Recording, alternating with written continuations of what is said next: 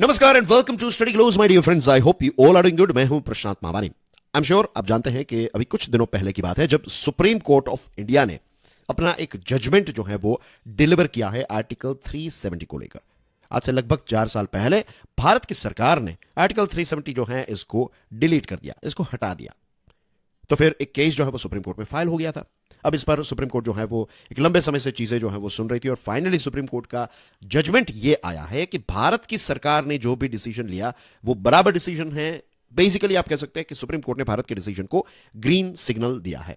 तो इससे ऑफकोर्स भारत सरकार जो है उसका कॉन्फिडेंस भी काफी ज्यादा बढ़ेगा, नंबर 1। नंबर 2, आर्टिकल 370 जो है वो जम्मू एंड कश्मीर के साथ जुड़ा हुआ एक टॉपिक है।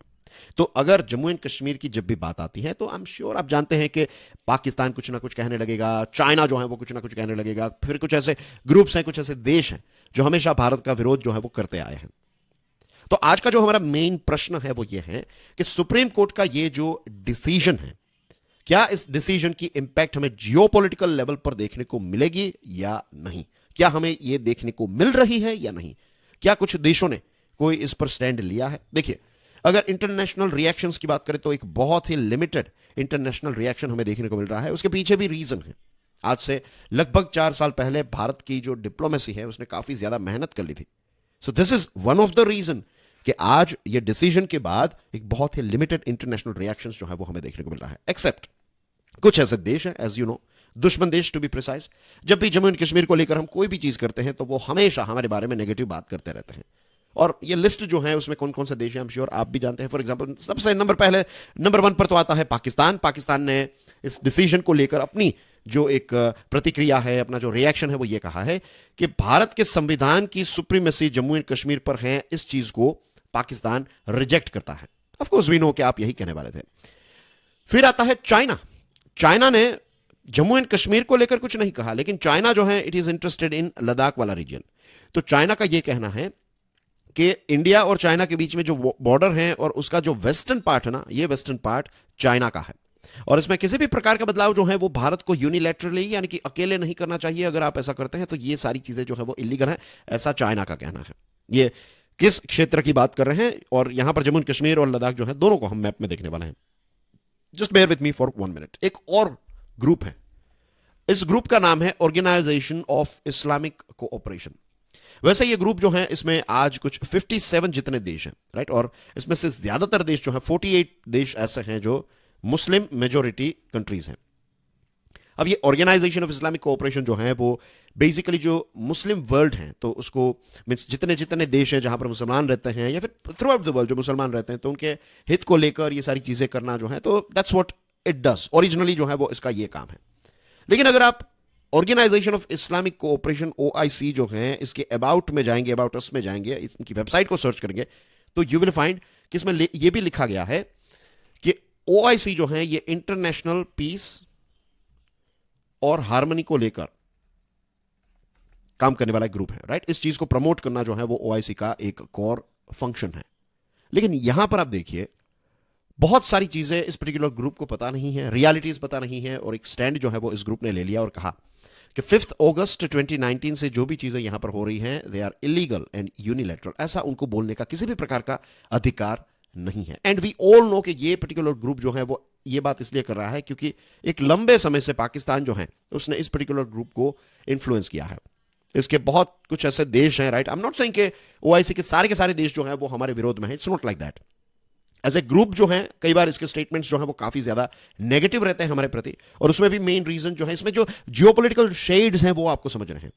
पाकिस्तान पहले से ही OIC का एक बहुत ही एक्टिव मेंबर रहा है और OIC के जो टॉप देश हैं तो इन सारे देशों को भी लॉबिंग करने का काम, उनको इन्फ्लुएंस करने का काम, राइट, उनका दिमाग खराब करने का काम जो है वो पाकिस्तान एक लंबे समय से करता आया है। तो दैट्स वाई ये ग्रुप जो है वो इस प्रकार की चीजें जो है वो करता रहता है। लेकिन again I would like to tell you कि ऐसा मत समझिएगा कि OIC के सारे देश जो है वो भारत के विरोधी देश है, नॉट लाइक दैट।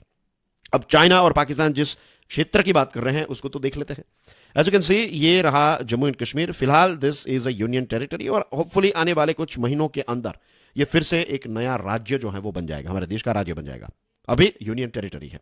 तो एज यू नो के 5 अगस्त 2019, ये मेरे हैंडराइटिंग को क्या हो गया, 5 अगस्त 2019 ये वो दिन था जब 370-35A को हटाया गया और ये जो जम्मू एंड कश्मीर वाला राज्य था तो इसके दो डिवीजन किए गए, एक बन गया ये Jammu and Kashmir union territory और दूसरा जो है that is this one Ladakh. और चाइना का कहना यह है कि ये सारा माल जो है वो उनका है। ये सारी बातें जो हैं वो ख्याली पुलाव चाइना कर सकता है, that is not possible at all. Bharat ने ओआईसी को लेकर यह कहा है कि ओआईसी जो है वो एक ऐसे देश के बिहेस्ट में बोल रहा है जो ह्यूमन राइट्स का वायोलेशन करते हुए आया है, जो देश क्रॉस बॉर्डर टेररिज्म को प्रमोट करने वाला देश है। बेसिकली यहां पर भारत ने कहा है, पाकिस्तान का नाम नहीं लिया, लेकिन ओआईसी के बारे में यह कहा कि आप पाकिस्तान के एक जो कहते हैं ना केज्ड पैरोट की तरह यहां पर आप स्टेटमेंट जो है वो इश्यू कर रहे हैं। रही बात चाइना की, तो देखिए चाइना का कहना यह है कि अगर आप यूनियन टेरिटरी बनाते हैं लद्दाख को तो ये हमारी यानी कि चाइना की टेरिटोरियल सॉवरेनिटी जो है उसका उल्लंघन होता है। ये एक बहुत ही चिंता का विषय है और उनका कहना यह है कि जो रेलेवेंट साइड्स हैं यानी कि भारत जो है उनको बहुत ही रिस्ट्रेंट से और बहुत ही सोच समझकर एक्शंस जो है वो लेने की जरूरत है। अब 9 और 10 अगस्त की बात है, जब बदलाव किया गया ना तो उस समय पर ऐसा हुआ कि जो पाकिस्तान के फॉरेन मिनिस्टर थे उस समय पर शाह महमूद कुरैशी, तो वो गए चाइना और चाइना जाकर उन्होंने ये कहा कि ये जो स्टैंड लिया है भारत ने आर्टिकल 370 को हटा दिया है, तो आप यूनाइटेड नेशन सिक्योरिटी काउंसिल में जो है इस पर्टिकुलर मुद्दे को उठाइए, आप इसको वहां पर लेकर जाइए, हम इसको पूरी दुनिया के साथ डिस्कस करते हैं, यूएनएससी में इसकी डिस्कशन करते हैं, भारत पर प्रेशर क्रिएट करेंगे एंड थिंग्स लाइक दैट। तो ऑफ कोर्स चाइना जो है वो ये तो मौका ढूंढ रहा था कि कहां पर भारत जो है उसके खिलाफ कुछ चीजें जो है वो की जा सके। तो चाइना ने ये कश्मीर वाला इश्यू जो है वो यूनाइटेड नेशन सिक्योरिटी काउंसिल में उठाया भी, लेकिन यूएसए, फ्रांस, जर्मनी ये सारे देशों ने इनको रिजेक्ट कर दिया। यूएसए और फ्रांस जो है ये परमानेंट देश है, जर्मनी जो है वो उस समय पर 2 सालों के लिए नॉन परमानेंट देश बना था। जर्मनी ने भी चाइना की इस रिक्वेस्ट को रिजेक्ट कर दिया। उस समय पर पोलैंड जो है ये यूएनएससी का प्रेसिडेंट देश था। पोलैंड ने क्लियरली बता दिया कि देखिए ये एक बायलैटरल टॉपिक है, इसको हम यूएनएससी में डिस्कस नहीं कर सकते। और फिर 16 अगस्त को मीटिंग हुई, इनफॉर्मल मीटिंग हुई और किसी भी प्रकार के स्टेटमेंट्स जो है वो इश्यू नहीं हुए। इसका मतलब यह है कि यूएनएससी में हमारा देश भारत जो है उसकी जीत हुई। Right, this is a victory for our country कि वेस्टर्न वर्ल्ड के कुछ देश जो है इंपॉर्टेंट प्लेयर्स जो हैं वो कहते हैं कि भाई ये बायलैटरल सॉल्यूशन है, आप इसको यहां पर मत लेकर आइए। तो चाइना यूएनएससी का परमानेंट मेंबर होने के बावजूद भी यहां पर इस एफर्ट में हार गया। और फिर हमारे राजनाथ सिंह साहब जो हैं उन्होंने बहुत ही क्लियरली 19 अगस्त की बात है, 19 अगस्त 2019 प्रिसाइसली, उन्होंने एक पब्लिक मीटिंग में यह कहा कि जब भी पाकिस्तान के साथ कश्मीर को लेकर बातचीत होगी तो पाकिस्तान ऑक्यूपाइड कश्मीर को लेकर ही बातचीत होगी। राइट, इसके अलावा किसी भी प्रकार के दूसरे क्षेत्र के बारे में हम पाकिस्तान के साथ बात नहीं करेंगे। तो क्लियरली यहां पर इस स्टेटमेंट में भारत ने यह बता दिया कि हमारा जो कश्मीर वाला पोर्शन है वो आपने फिलहाल हड़प कर रखा है, कब्जा अभी आपके पास है। तो अगर आप डिस्कशन करना चाहते हैं तो उस क्षेत्र की डिस्कशन होगी। हमारे यहां पर हम क्या कर रहे हैं, किसी भी प्रकार की डिस्कशन जो है वो हम आपके साथ करें ही क्यों, आप है कौन। So this was the stand taken by India at that point of time. अब दोस्तों आज मीन्स 4 साल पहले जो क्या हुआ था, जैसे ही आर्टिकल 370 जो है उसको हटाया गया तो उसके तुरंत बाद आपको डेट याद रखनी है 5 अगस्त 2019, राइट। तो पाकिस्तान जो है उसने क्या स्टैंड लिया, पाकिस्तान ने अपने जो भारत में एम्बेसडर थे उनको वापस बुला लिया। तो भारत ने भी वही चीज की, पाकिस्तान ने हमारे साथ बायलैटरल ट्रेड बंद कर दिया, ट्रेन और बस की सर्विसेज जो है वो बंद कर दी। अब यूएई जो है, यूएई एक ऐसा देश है जो ओआईसी का मेंबर है and that's why I was telling कि ऐसा मत समझिएगा कि ओआईसी के सारे देश जो हैं वो भारत का विरोध कर रहे हैं। नो, यूएई ने यह कहा कि भारत ने जो 370 को लेकर डिसीजन लिया है ये इंडिया का इंटरनल मैटर है, यानी कि यूएसए ने sorry bag your pardon UAE जो है उसने भारत का ही साथ दिया। सऊदी अरेबिया जो है मींस कहा जाता है कि ओआईसी का मींस ये दोनों देश जो है काफी इंफ्लुएंशियल देश हैं ओआईसी के। तो सऊदी का स्टैंड जो है वो भी अब चेंज हो गया है। सऊदी ने यह कहा कि जम्मू एंड कश्मीर वाला जो इश्यू है ना इसको बहुत ही शांति से पीसफुल सेटलमेंट इसका होना चाहिए। राइट, और इंटरनेशनल रेजोल्यूशन जो भी इंटरनेशनल आपके रूल्स एंड रेगुलेशंस हैं, जो इंटरनेशनल आपने एग्रीमेंट्स किए तो उन सारी चीजों को ध्यान में रखते हुए आप इसको कीजिए। तो यहां पर सऊदी जो है वो न्यूट्रल रहा, यूएई ने भारत के लिए एक स्टैंड लिया, सऊदी न्यूट्रल रहा। ये भी हमारे लिए बहुत अच्छी बात है क्योंकि पहले सऊदी जो है वो पाकिस्तान की ही बातें करता था, लेकिन अब न्यूट्रल होने का मतलब यह है कि वो पाकिस्तान से एक डिस्टेंस मेंटेन करके चल रहा है। ये 2 देश जो हैं इनको तो अब शर्म आती होगी इस बात की, खास करके टर्की को। टर्की जो है वो इन सारी चीजों को लेकर पाकिस्तान की मदद करते रहता है, भले ही पाकिस्तान गलत हो, टर्की विल सपोर्ट इट। खास करके जो not as a country in the sense कि वहां के लोग ऐसा नहीं है, लेकिन आई वुड से कि जो उनकी सरकार है, रजब तैयब एर्दोगान की सरकार है, तो वो पाकिस्तान को काफी ज्यादा सपोर्ट करती है। राइट, और इंडिया के खिलाफ एक स्टैंड लेती है। मलेशिया जो है मीन्स इतने अच्छे व्यापार के रिलेशन हैं हमारे, राइट, हिस्टोरिकल रिलेशंस रहे हैं, बहुत सारी चीज़ें रही, लेकिन मलेशिया ने भी एक इमेच्योरिटी दिखाई। ये आर्टिकल 370 को जब हमने हटाया तो मलेशिया ने हमें क्रिटिसाइज किया। और मैंने कहा ना कि शर्म आनी होगी, मीन्स शर्म आती होगी खास करके टर्की को, क्योंकि जब वहां पर एक बहुत बड़ा भूकंप आया, अर्थक्वेक आया, तो भारत ने कितनी सारी मदद जो है वो टर्की की थी। खैर वो ऐसा नहीं है, हम कोई एहसान नहीं जता रहे हैं as a country, we are just trying to highlight के we are not a bad nation.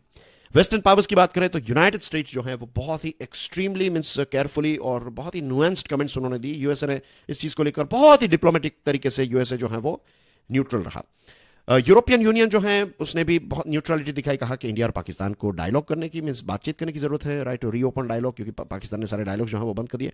Russia जो है उसने एक स्टैंड लिया, रशिया ने कहा कि जो भी चीज़ें यहाँ पर हुई हैं ये constitution of the Republic of India के तहत हुई है, तो उसमें हम क्यों कहें कुछ, राइट। ये जो भी बदलाव हुआ है 370 को हटाया है तो कोई बात नहीं, 370 को आपने हटा दिया तो वो तो इंडिया के कॉन्स्टिट्यूशन के हिसाब से हटाया है।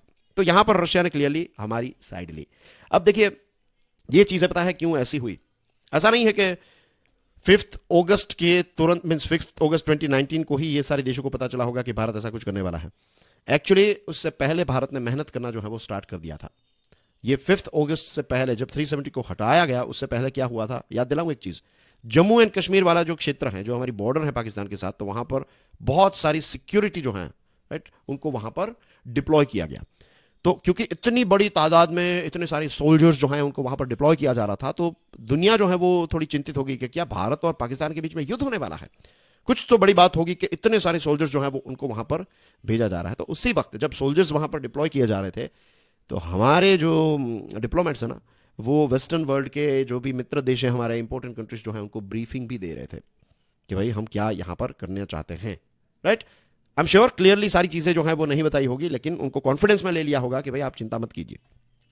मिनिस्टर ऑफ एक्सटर्नल अफेयर्स की बात करें तो जैसे ही ये आर्टिकल 370 हटाया गया, 5 अगस्त को हटाया, और फिर 11 अगस्त से लेकर 13 अगस्त 2023, sorry not 2023, 2019, right, 11th 12th 13 अगस्त 2019 को एस जयशंकर साहब जो हैं वो चाइना की यात्रा पर गए।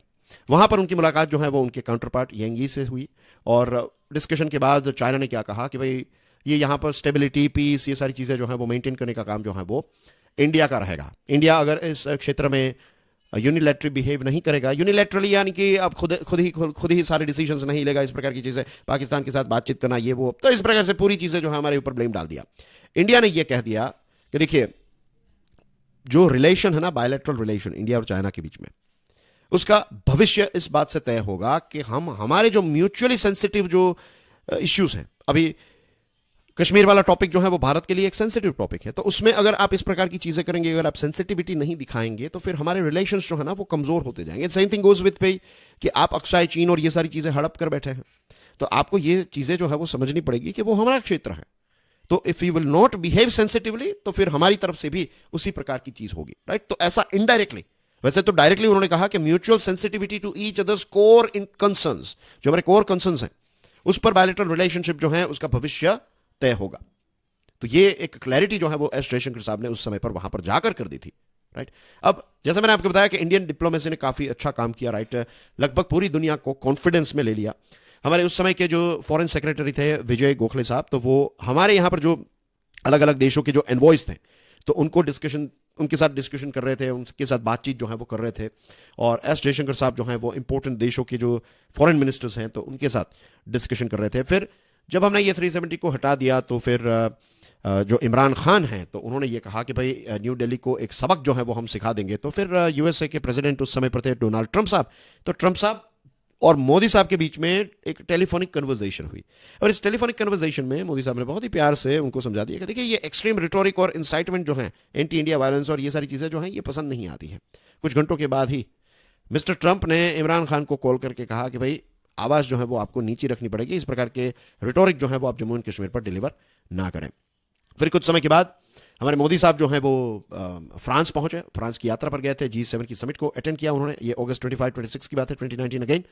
तो फ्रेंच प्रेसिडेंट इमैनुअल मैक्रोन साहब के साथ उनकी बातचीत हुई, और फिर मैक्रोन साहब ने यह कहा कि किसी भी देश को कोई अधिकार नहीं है कि जम्मू एंड कश्मीर पर वो किसी भी प्रकार की कोई एडवाइस या फिर अपना कोई इंटरफेरेंस जो है वो दिखाए। राइट। किसी भी देश को ऐसी कोई वायलेंस और इन सारी चीज़ों की बातचीत नहीं करनी चाहिए, ये भारत का खुद का मैटर है, इसमें किसी देश को। तो यहां पर फ्रांस ने उस समय पर भी हमारी काफ़ी अच्छी मदद की, या फिर आप कह सकते हैं कि हमें क्लियरली सपोर्ट किया। और मोदी साहब जो है ना, वो फ्रांस गए, उससे पहले वो यूएई गए थे, बहरीन गए थे। और आपको याद दिलाना चाहूंगा कि अबू धाबी में यूएई का हाईएस्ट सिविलियन अवार्ड जो है वो मोदी साहब को दिया गया था। दैट मीन्स कि यूएई ने, ये जो भारत ने 370 हटाया, तो इसमें पूरा सपोर्ट जो है वो इंडिया को किया। और जयशंकर साहब जो है वो यूरोप की टूर पर गए थे, यूएसए गए थे, और वहां पर भी इंटरनेशनल कम्युनिटी जो है उनको आर्टिकल 370 के बारे में एडुकेट किया, बताया कि कैसे चीज़ें जो हैं वो इससे हो रही थी, एक्सेट्रा। बहुत सारे स्टेटमेंट्स जो हैं वो दिए। तो भारत ने अपना स्टैंड जो है वो पूरी दुनिया के सामने रख दिया। और अब सुप्रीम कोर्ट का जो डिसीजन आया है, तो इस डिसीजन की वजह से भारत का स्टैंड जो है ये और ज्यादा मजबूत हो जाता है। पूरी दुनिया जानती है, पाकिस्तान और चाइना ऐसे देशों को छोड़ दो, बाकी तो पूरी दुनिया जानती है कि भारत की जो सुप्रीम कोर्ट है ये इंडिपेंडेंट है, राइट। तो इंडिपेंडेंट कोर्ट जब डिसीजन लेती है तो इसमें कोई सरकार का इन्फ्लुएंस नहीं रहता है। तो ये चीज जो है वो भारत के लिए एक बहुत ही पॉजिटिव चीज हुई है कि सुप्रीम कोर्ट ने भारत का मींस जो आर्टिकल 370 को हटाने का जो डिसीजन था भारत सरकार का, तो उसको ग्रीन सिग्नल दिया है। So that's basically everything in today's discussion, dear friends. Thank you very much for your love and support. And I would like to remind you about Limitless Leadership. ये programme जो है वो study glows के mobile app पर available है। इस programme को इसीलिए डिजाइन किया गया है ताकि इस प्रोग्राम के माध्यम से आप अपने आप को एजुकेट कर सके। नंबर 1, चीजें आपको ऐसी सिखाई जाएगी कि आप एक्शंस लेना स्टार्ट करेंगे, और जब एक्शंस लेना स्टार्ट करेंगे, जब नॉलेज और एक्शन का कॉम्बिनेशन हो जाता है, तो रिजल्ट्स जो है वो जनरेट होते हैं। ये प्योर साइंस है। एक्शंस कैसे ली जा सकती है, क्यों हम एक्शंस नहीं ले पाते, लीडरशिप का इंपॉर्टेंस आज के जमाने में क्यों है, क्या हम एक लीडरशिप क्राइसिस वाले जमाने में जी रहे हैं? The answer is yes. कैसे इस क्राइसिस को हम अपने पर्सनल लेवल में, फैमिली लाइफ में, प्रोफेशनल लाइफ में, यहां पर हम एज ए गुड लीडर कैसे बन सकते हैं, लीडर्स क्या करते हैं, why we need good leaders, ये सारी चीजों के बारे में डिस्कशन जो है वो ऑलरेडी स्टार्ट हो चुकी हैं। So I welcome all of you to this interesting program called Limitless Leadership. Thank you very much. God bless you all. Jai Hind.